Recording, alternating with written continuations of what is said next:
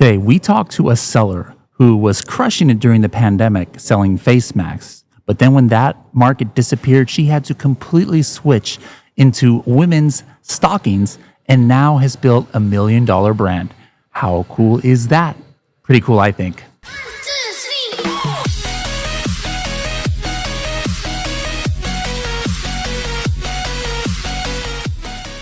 Hello, everybody, and welcome to another episode of the Serious Sellers Podcast by Helium. I'm your host, Bradley Sutt, and this is the show that's a completely BS-free, organic conversation about serious strategies for serious sellers of any level in the e-commerce world. I have flown today here to New York. This is Manhattan, right? And right here where Shan Shan lives. For those of you who have been listening to the podcast for a while, you have maybe seen her on the podcast before. But as you guys know, this year, we have a kind of like a refreshed Serious Sellers podcast. We're treating everybody as if it was their first time and trying to go back because we know we have a lot of new listeners here. So Shan Shan, thank you for inviting me to your home here. And it's great to be here where I used to live. I don't know if you knew I used to live in Brooklyn, across the way, many years ago. Oh, cool. Welcome to the Upper West Side. There we go. Where were you born and raised originally? China. I was born in China. What part? In Nanjing, city. There's some factories. I forgot what's the specialty over there, but I remember I had a factory doing something over there. I think. Yeah. Okay. I think they're bigger than New York. Oh. Okay. And at what age did you come here to States? I moved when I was 6 Okay. to Albuquerque, and then I moved to Queens. So I am actually a New Yorker. Albuquerque to Queens. I love Albuquerque, the Mexican food there. How long do you live in Albuquerque? About a year or two, not very long. Then I lived in Queens for a year or two, and then I became Canadian. Then you became Canadian. What? Yeah. Wait, from Albuquerque to New York to Canada. And where did you go to university at? Simon Fraser University in Vancouver. In Vancouver. Okay. So what was your major there? It was business. Business? Yeah. Okay. Business. And I remember from before, you had gotten kind of into the corporate world, right? You had a pretty good job from what I remember. I had a great job in tech, and I learned a lot, but I always had a feeling that I should be, one, an entrepreneur, and two, in e-commerce. Okay. What year were you did the itch become so bad you had to scratch it to get into e-commerce? It was 2020 during the pandemic. I feel like I had a lot of friends that started side hustles during that time, and everybody was stuck at home, and I was just watching YouTube videos on passive income and just getting obsessed with passive income. And I knew that starting an e-commerce business would be the fastest way to get there. Okay. All right. And what was your very first product you launched? The very first product I launched was face masks. Was this Amazon we're talking about? Or Amazon, okay. Yeah. And I started on Etsy. They were not blocking face masks, but on Amazon they were. So I had to call it face covers, bandanas, but they were so in demand that Amazon pushed me to the first page right away. And then I just got addicted to the dopamine of seeing your sales every day and launching new products and seeing if they would succeed. So then from there, I started launching clothing and accessories. So now I have about 100 different clothing accessory products. Now or then? Now. Okay. Now, yeah. But when you first started the face mask, what was it like? What was it K2, K9, N9, something like that, or was it more stylish face mask, or what kind? Stylish, yeah. Because if you had medical masks, you would have to get them certified compliance wise, but I didn't have to because I just said that they were fashion masks. Okay, and at your peak during the pandemic, how many masks were you moving a day? On my peak, I was probably doing I just started, so I didn't have any history, so it was about $20,000 a month. $20,000? Dollars. Okay. Dollars, yeah. And these were cheaper ones, like $10 things or $20, something like that? Exactly. So that's still a number of, we're talking thousands or more than 1,000 units a month. Yeah. That you were getting. Okay. All right. That's pretty good. Describe the feeling. I think this is what I like to talk to entrepreneurs who start their own brand.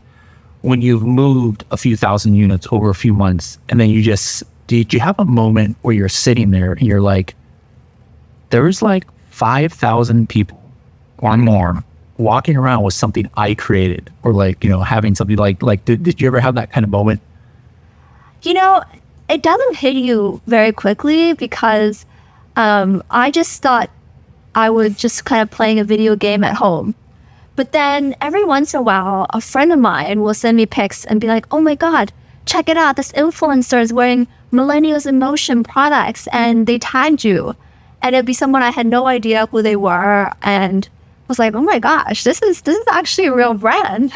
I'm building something real, not just a video game. I love it. I remember my first moment of that was when I was doing phone cases way back when. And then I was standing in line at the post office and somebody, everybody who stands in line is on their phone. I'm like, oh my God, that's one of our phone cases right there. I'm like, this is crazy. But we were moving thousands of those phone cases a month. But it's a cool feeling for those of you who haven't started a brand. That's one of the perks of, as opposed to either you are probably happy with your salary that you're getting when you're working in the corporate world, but you don't have that kind of feeling like of ownership of I accomplished something. So that's really cool. Was it still during the pandemic that you started doing clothing as well, or was it just masks during the pandemic? Right near the end of 2020, I knew that face masks weren't going to last forever. So I had to figure out something that was sustainable. And I decided to do women's clothing because that's what I knew. I'm the subject matter expert on women's clothing. Now, in hindsight, clothing is one of the toughest categories. So it might be different now that I know more, but you always start with what you knew. And luckily for me, I kind of did the volume game. So I launched like 30 products at one time. And the 80-20 rule, 20% of them succeeded. So I had success right away. And I feel like a lot of new sellers get discouraged because they launch like 4 products and none of them succeed. And then they don't keep doing it because they didn't see success. Now, in those days, I remember the last time we talked, or the first time we talked, actually, you were talking about dually listing like on Etsy and then Amazon. Did you start that with the clothing? Or were you still at this, when you were new on Amazon, or when you were new with the clothing, were you strictly Amazon? I was doing that both Amazon and Etsy, and they really helped each other because then I got data from both Etsy and Amazon, and they would actually corroborate each other. Yeah. But now I just sell on Amazon. Okay. And Walmart. At what point did you discover Helium 10? Helium 10 was just kind of the industry known top tool. It was everywhere. And so I just thought, okay, well, I need more data about Amazon. So let's just check it out. It was also reasonably priced because, these tools, they add up.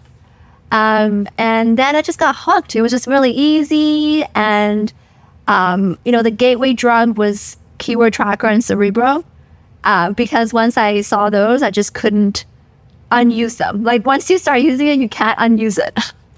I still remember how we discovered you was you were on this CNBC or MSNBC TV show called Make It, and it was on YouTube. And then my boss, Zoe, was just, she likes that show, and they did a special on you, and you were talking about your Millennials in Motion brand.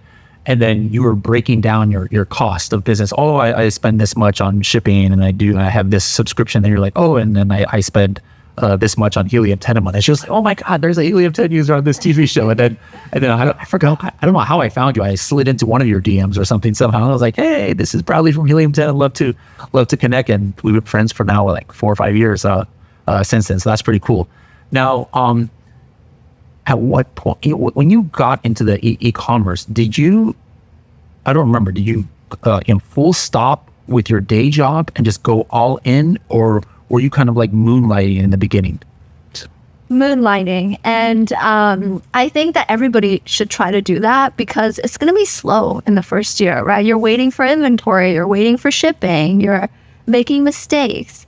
So it won't take 8 hours of your day. But then eventually, if you really, really are serious, you do kind of have to go full time. Yeah. If you want to grow it into, 7 digits or more business. Okay. At what point did you make that leap? About 6 months in, I was doing at least 20K or more per month, and it kept going up. So then I just felt confident. I felt like, okay, could be a real career. What was your profit at that? I assume by 20K you mean the gross sales? Yeah. What were you being able to take away from that?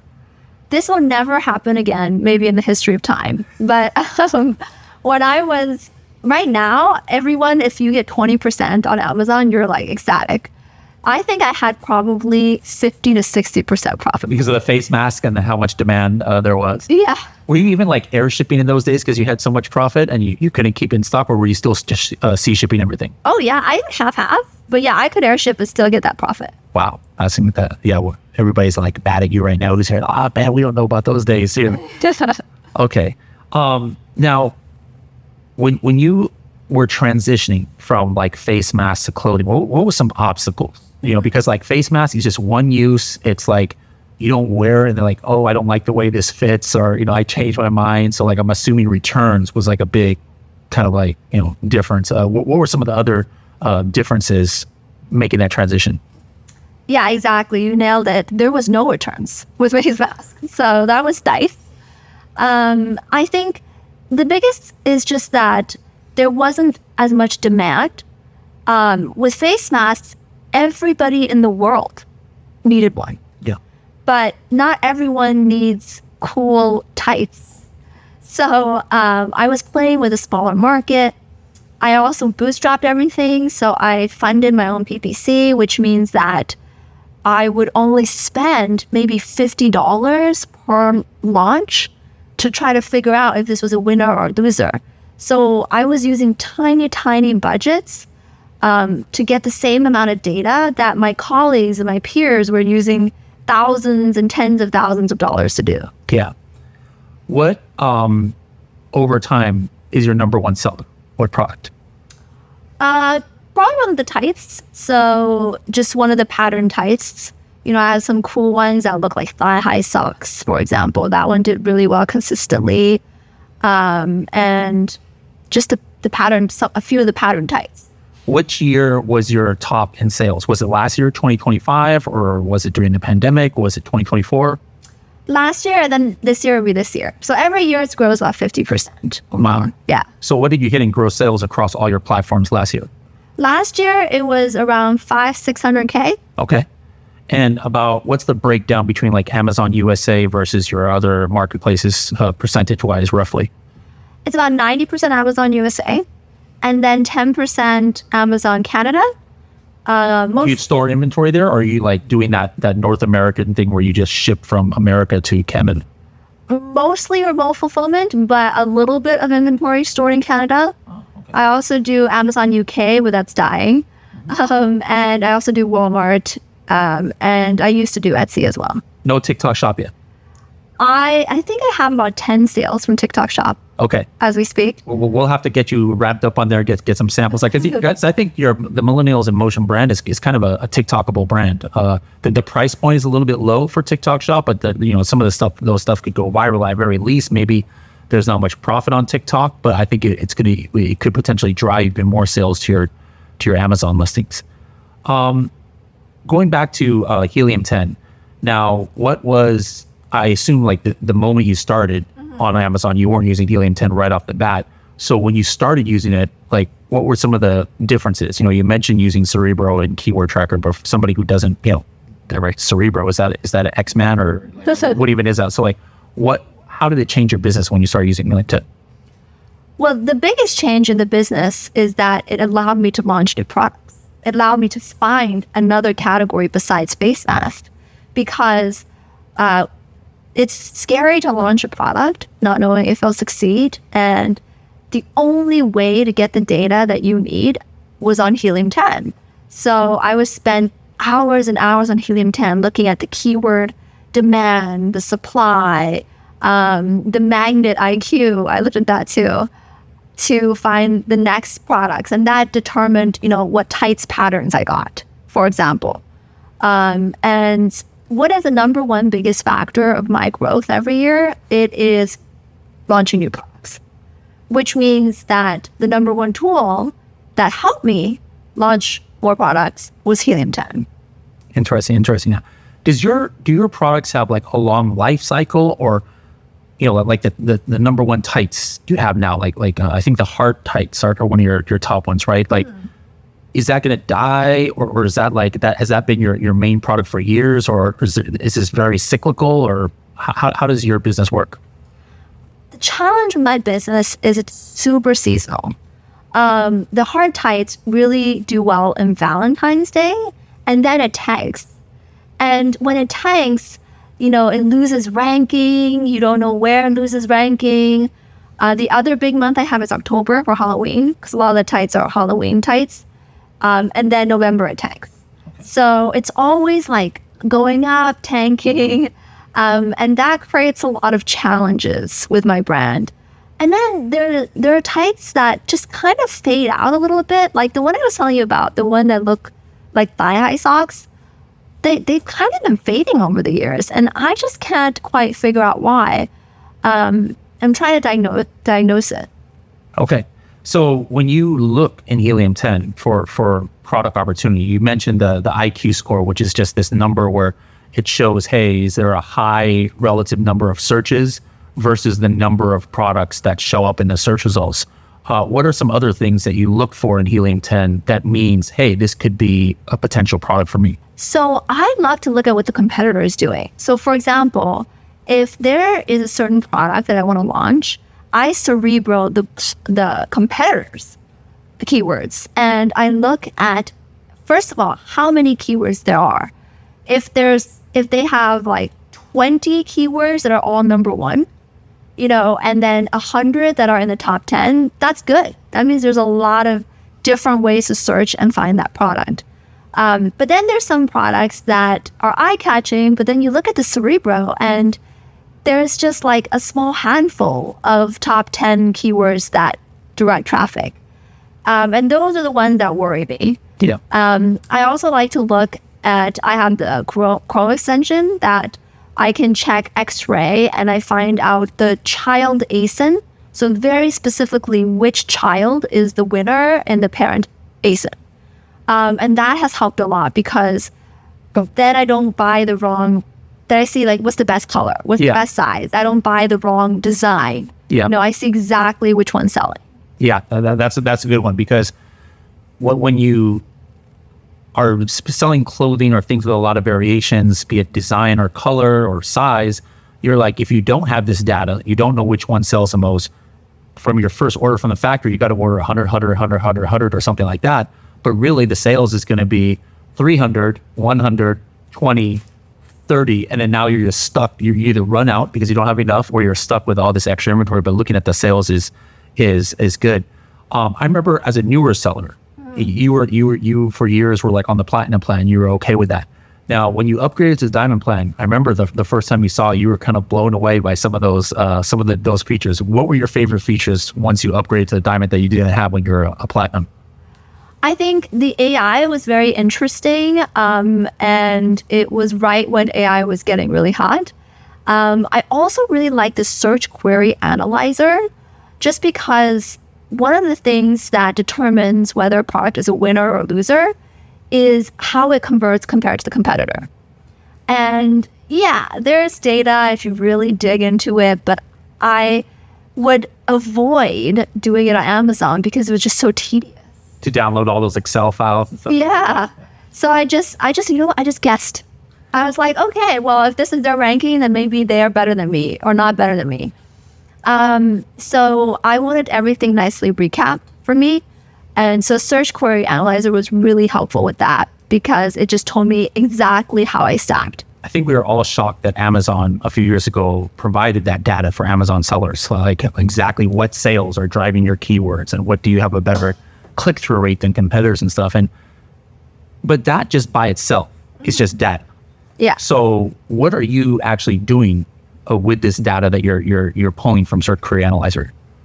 So, for example, if a competitor product is really doing well conversion-wise, but mine isn't, then I look at their pictures. And now, thanks to AI and Nano Banana, which I love, you can pretty much beat anyone's listing with images. You can just, if they have a cool infographic, you can try to get a better one.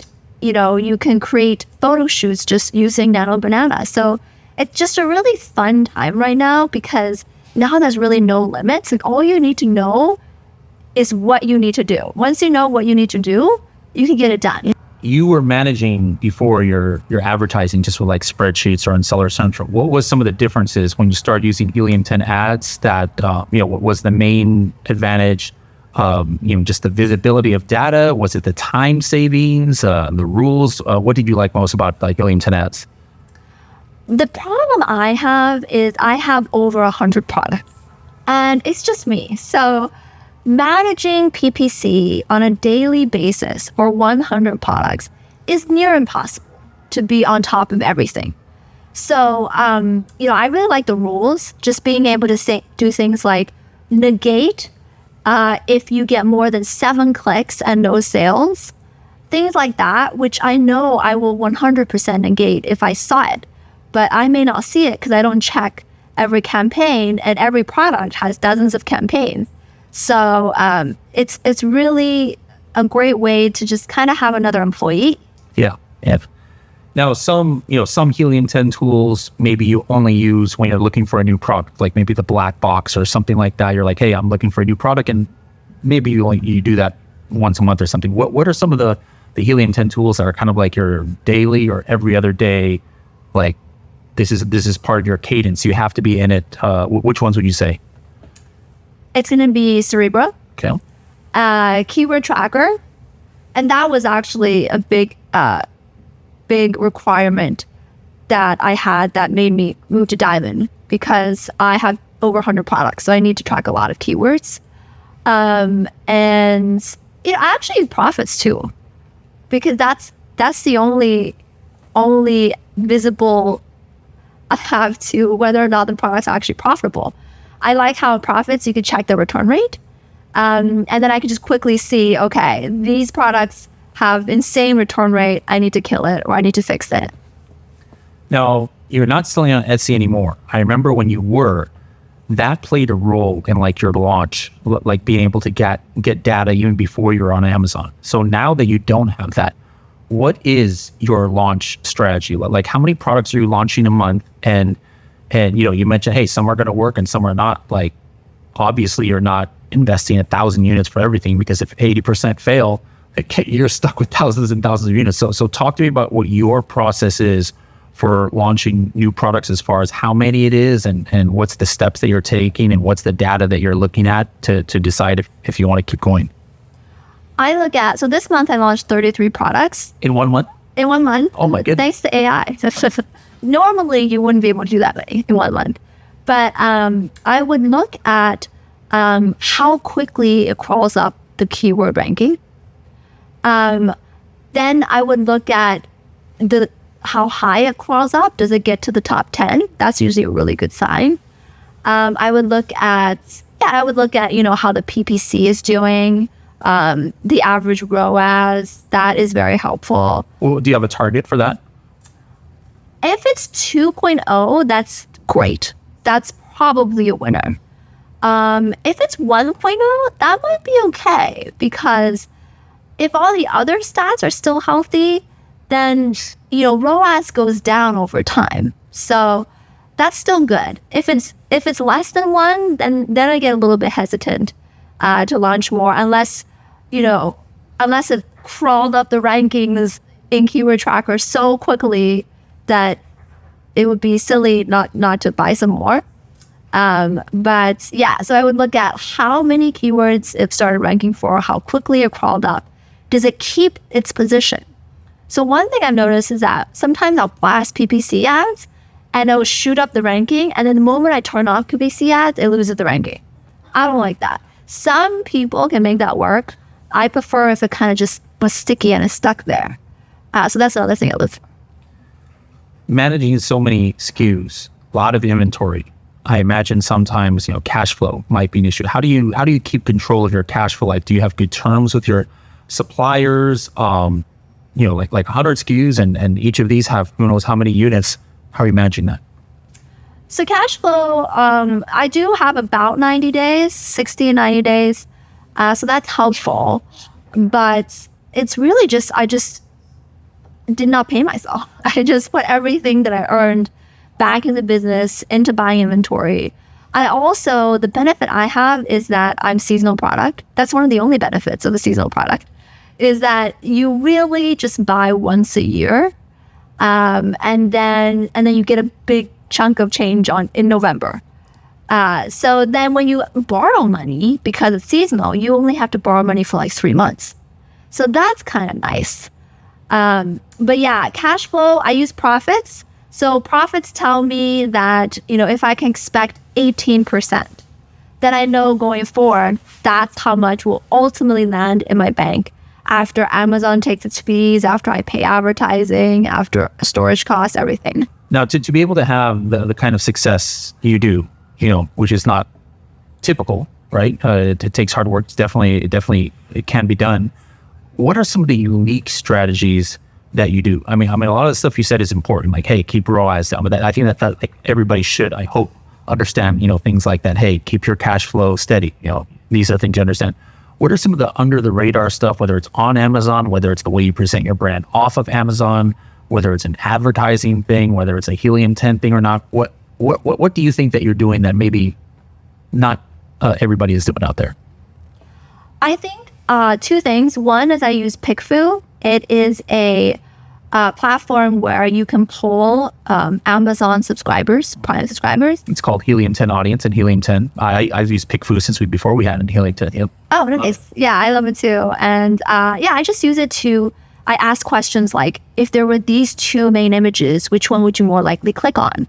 I also will upload a whole set, like 6 pictures versus another 6 pictures, and say, which set of pictures would you more likely buy from? I also use it for product discovery. So I would ask, of these 10 products, which one would you buy? Are you choosing like a certain demographic too when you pull them? Like say, hey, I need females from this age to this age or something? Yeah, I always pick females and I always pick Amazon subscribers. But that's it. I don't try to limit it too much. But it's pretty accurate. And then the second thing is really just adopting AI quickly has been very helpful. Specifically Nano Banana, it has been a game changer. There are some products that were going to die, and I saved it by changing the main image on Nano Banana. How did that increase like your click-through rate or conversion rate, or what was the biggest factors that changed? I think when you change your main image, mostly the biggest thing is the click-through rate. But then you get a better click-through rate, you move up the rankings, right? Conversion rate might be more just your holistic 6 set of pictures. But for some weird reason, there were just some images that were not beating competitors. So it couldn't get the rankings. And then when I switched to a different picture, suddenly got way more rankings, and it was just black and white. And it used to take forever because I would set up a photo shoot in order to get another picture. But now with Nano Banana, I can get another picture in a minute. It's like walk through that process. I think you were just showing me a picture that you did, I think with AI, and that you just took from your home. Are you taking pictures of real models or yourself and then editing it in Nano Banana? Walk through your process a little bit there. So I found the best process was do a photo shoot yourself with the product. Then upload the images on Nano Banana and then ask them to change something. So I would say, change the leg pose, improve the lighting, improve the coloring. You could even improve the size of the woman. So things like that made it really easy to adjust images quickly. But I would start with the first photo shoot just so you have a good input so that the input creates a good output. I like it. Anything else unique that you've done either now or in the past that you'd like to share with the audience? So I do use ChatGPT a lot. What I do is, instead of writing out the listings and the bullet descriptions and titles myself, what I do is I just give them a list. I go on Cerebro, right? Or search query analyzer, and I pull out the best keywords to target. Then I would say, hey, ChatGPT, create a listing with 5 bullet points that integrates all 20 of these keywords. And then they will actually write something quite decent. Now you will have to tweak it. And I've noticed the more keywords you force them to add, the worse the copy gets. Yeah. Yes. It's not bad. And that has also helped me with 33 launches, because with that many launches, you just don't have time to write out every single description and build it yourself. Yep. And as of, you didn't know this because this just got updated last week, or this week actually, when we're recording this, but now we have actually integrated ChatGPT 5.1 into our Helium 10 listing builder. So exactly what you just said, where, hey, you got all your keywords in Cerebro and search query performance, and et cetera. You actually put it into listing builder, and then our ChatGPT AI will create that listing right there and even optimize it for Rufus. So she was ahead of the curve. She was doing basically now what everybody could do in Helium 10. So that's definitely something that can save you time in the future. What's your goals for the brand? Do you have like a certain kind of like number you're trying to get to? Do you want to exit this brand eventually and retire and live in beaches of Maldives, or like what are you trying to do with Millennials in Motion? I want to double every year, at least 50% every year, which I've been on track of. And so this year I'm hopefully going to hit 1 million. And then next year, 2 million, and then 4 million, and just keep going. And then eventually I would probably exit if the right opportunity came up. And then who knows what I'll do? Maybe I'll start a podcast, but it'll be a different category. It'll be something maybe like human psychology or something like that. Okay. Well, I hope that you consider me for a guest on there. I've had you on mine for a little bit. I've done that before, where people have come on my podcast and they start their own, and I goes full circle. I like it. There might be other brands out there in your boat who are successful. Like, hey, you're doing high 6 figures. It's your main income, and maybe they haven't used Helium 10, and so that they might wonder, well, I'm obviously successful already. Like, what can Helium 10 do for me? Like, what would you tell them? Like, how would you describe Helium 10 to them, and why, even though they've achieved a measure of success without it, like why they would need it? Yeah, I would describe it like this. The Amazon is the game, and Helium 10 is the guide. And you can play the video game without a guide, but you might make a lot of mistakes. You might die. And a little dramatic there, but I get that's very true. Good analogy. Yeah. Get 3 lives in a game. But with a guide, it's just so much easier. Yeah. You know what to do, what not to do, when to start spending more money, when to stop spending money. The cheats, like the little moves that you do in a video game to like jump. Do you ever play Super Mario Brothers? Yeah, exactly. Like where you get infinite money or something. Yeah. Right? Those hidden like doors and stuff like that. Yeah, I like this analogy. I'm going to use this in the future for Helium 10.